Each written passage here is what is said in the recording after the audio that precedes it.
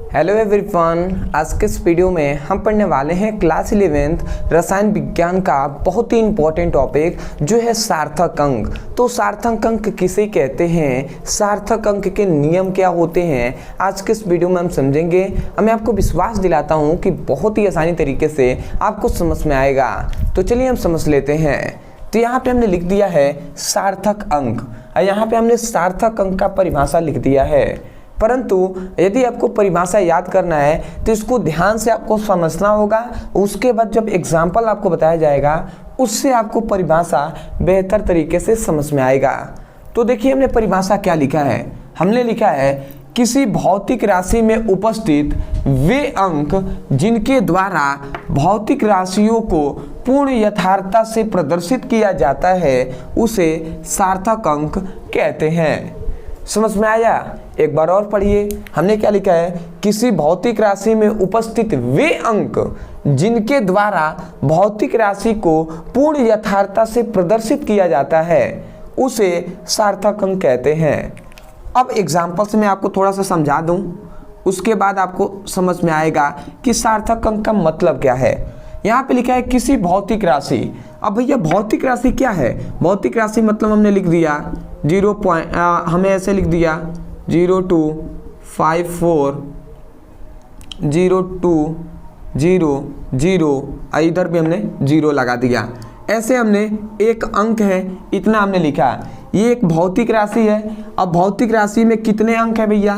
तो 1 2 3 4 5 6 7 8 9 इसमें अंक है। तो हमने यही कहा किसी भौतिक राशि में उपस्थित वे अंक कितने अंक हैं? 9 अंक है। तो वे अंक जिनके द्वारा भौतिक राशि को पूर्ण यथार्थता से प्रदर्शित किया जाता है। अब पूर्ण यथार्थता से प्रदर्शित किया जाता है इसका मतलब क्या है कि ये एक भौतिक राशि है। इसको आप चाहें तो इसको आप लिख सकते हैं ना इस प्रकार 405402000 इस प्रकार लिख सकते हैं।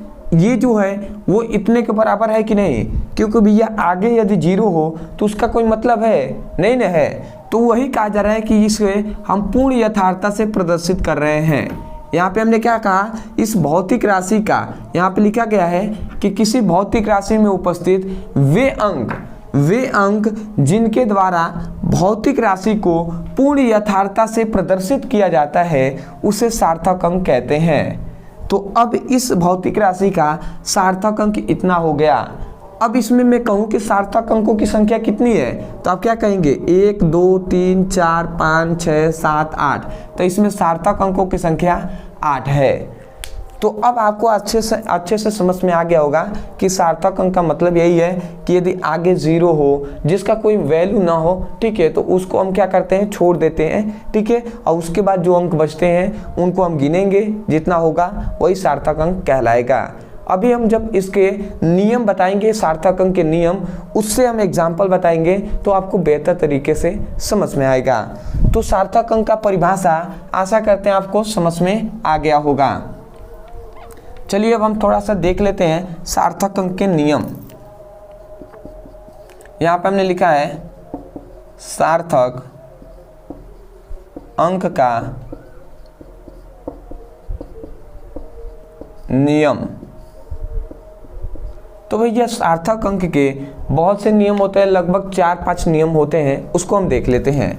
तो सबसे पहला नियम है जिसे मैं इस कलर से लिख दे रहा हूँ। सार्थक अंक का सबसे पहला नियम है कि सभी अशून्य अंक सार्थक अंक होते हैं। सभी, हमने क्या लिखा, सबसे पहला नियम है सभी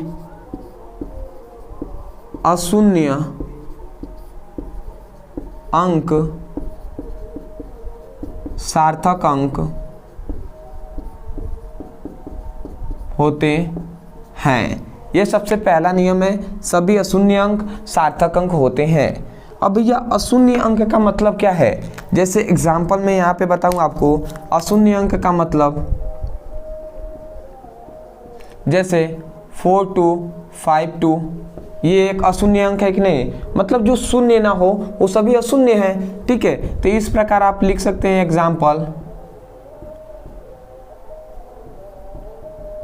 ये सभी एग्जाम्पल है। अब यहाँ पे सार्थक अंक हमने इतना सारा लिख दिया है। इसमें देख रहे हैं अशून्य अंक कोई है नहीं, तो ये सभी सार्थक अंक कहलाएंगे। ये पहला नियम है। दूसरा नियम है कि भैया, दूसरा नियम ये भी कहता है कि दो अशून्य अंकों के बीच आने वाला शून्य अंक भी सार्थक अंक कहलाता है। मतलब यहाँ पे हम कह रहे हैं दो अशून्य अंकों के बीच आने वाला शून्य अंक भी सार्थक अंक होते हैं।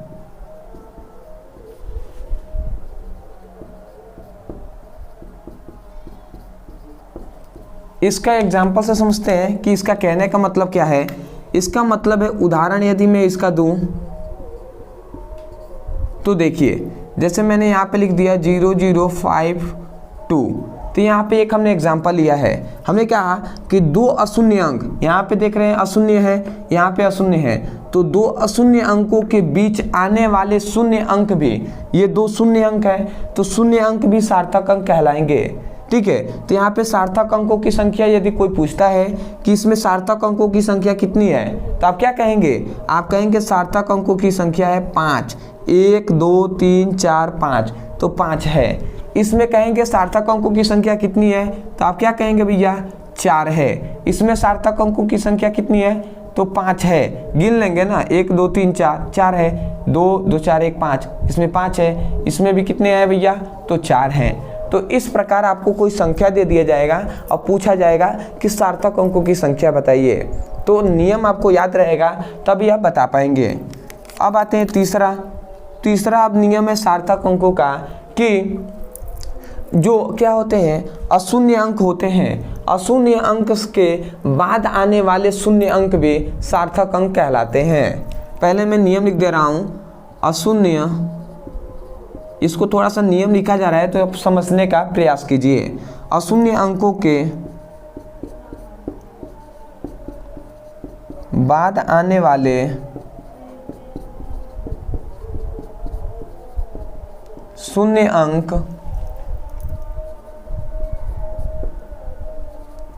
सार्थक अंक होते हैं।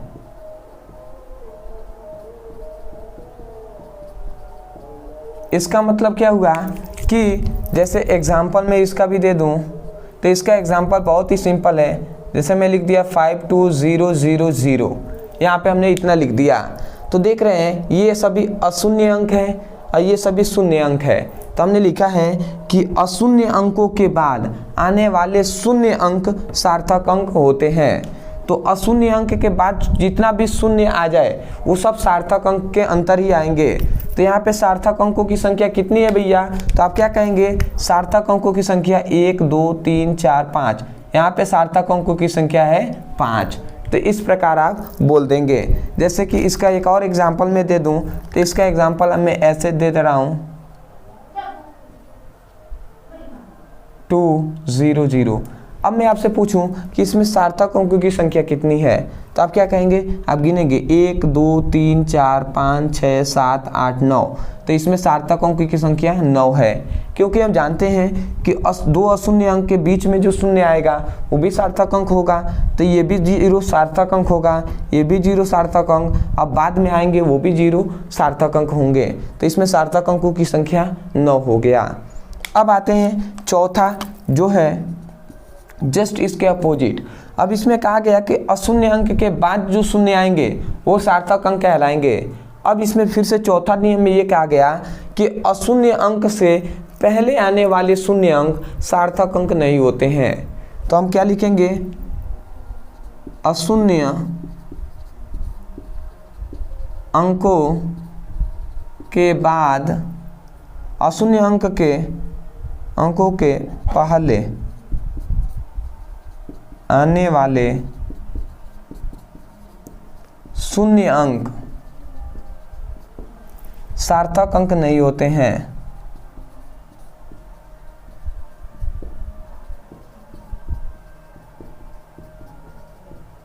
ठीक है, ये आपको समझ में आ गया होगा कि अशून्य अंकों के पहले आने वाले जो शून्य अंक होते हैं वो सार्थक अंक नहीं होते हैं। जैसे कि एग्जाम्पल में दूं, इसका एग्जाम्पल बहुत ही सिंपल है। जैसे मैंने लिख दिया 0.0000257, ये हमने एग्जाम्पल लिख दिया। अब इसमें मैं पूछूं कि सार्थक अंक कितना है, तो आप क्या कहेंगे, इसमें सार्थक अंकों की संख्या है 3। आप कहेंगे कैसे, तो हमने नियम में ही बताया गया है कि अशून्य अंक से पहले, ये सभी अशून्य अंक हैं, तो अशून्य अंक के पहले आने वाले शून्य अंक सार्थक अंक नहीं होते हैं, सार्थक अंक नहीं होते हैं। तो इसमें सार्थक अंकों की संख्या 3 हो जाएगी। अगर दूसरा मैं एग्जांपल दूं तो 0.0011025, ये अगर मैं संख्या दे दूं, अब पूछूं भैया सार्थक अंकों की संख्या कितनी है, तो आप क्या कहेंगे, आप कहेंगे कि इसमें सार्थक अंकों की संख्या है 4। आप कहेंगे कैसे, तो देखिए ये सभी शुरुआती पहले ही 0 आ जा रहे हैं तो ये होंगे नहीं। उसके बाद 1 आ गया, 1 के बाद 0 आता है। जैसे कि हमने कहा था कि 2 अशून्य अंक के बीच जो शून्य आएंगे वो सार्थक अंक कहलाएंगे, तो ये शून्य भी सार्थक अंक होगा। तो 1 2 3 4 हो जाएंगे।